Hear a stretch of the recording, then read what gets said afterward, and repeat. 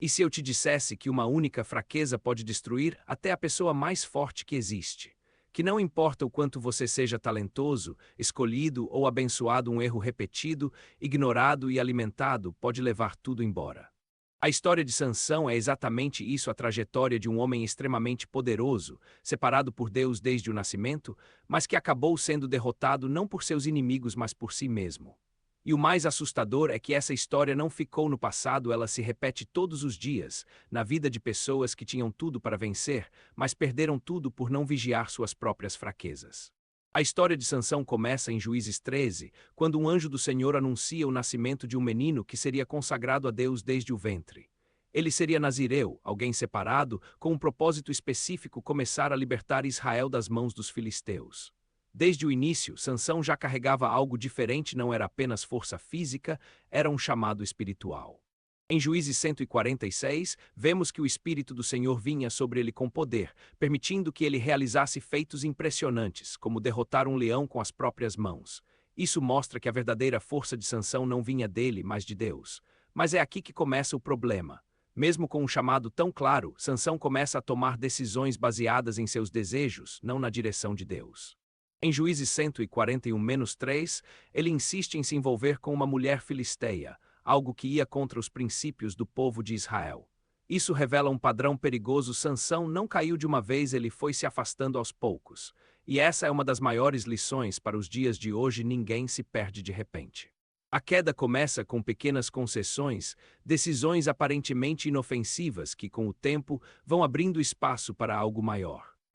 Sansão também demonstra um comportamento impulsivo e orgulhoso. Ele brinca com situações perigosas, confia demais em si mesmo e subestima as consequências dos seus atos. Em Juízes 16, encontramos o ponto mais crítico da sua história: seu relacionamento com Dalila. Mesmo sabendo que ela estava sendo usada para descobrir o segredo da sua força, Sansão continua se envolvendo, como se nada pudesse acontecer com ele.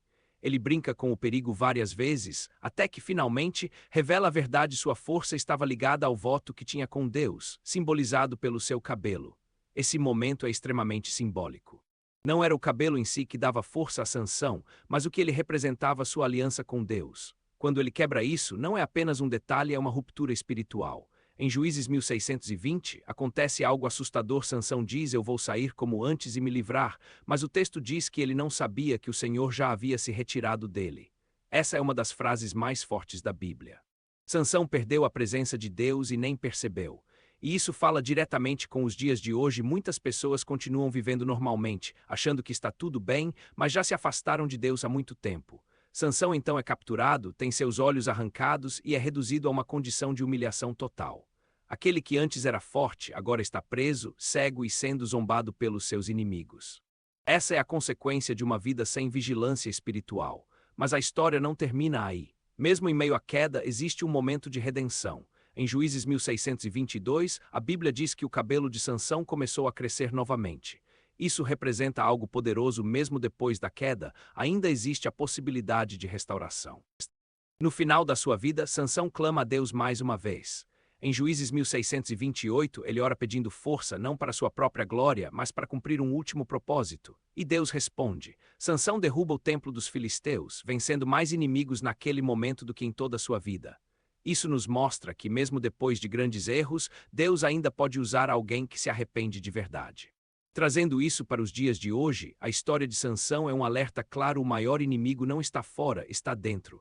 Não é a falta de capacidade que destrói uma pessoa, mas a falta de controle sobre si mesma. Talento sem caráter é uma bomba relógio. Força sem disciplina leva à queda.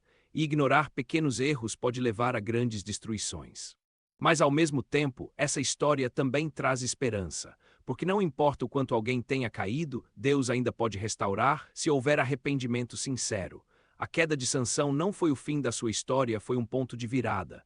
E isso significa que a sua história também não precisa terminar nos seus erros. Agora eu te faço uma pergunta muito séria: qual é a fraqueza que você está ignorando hoje?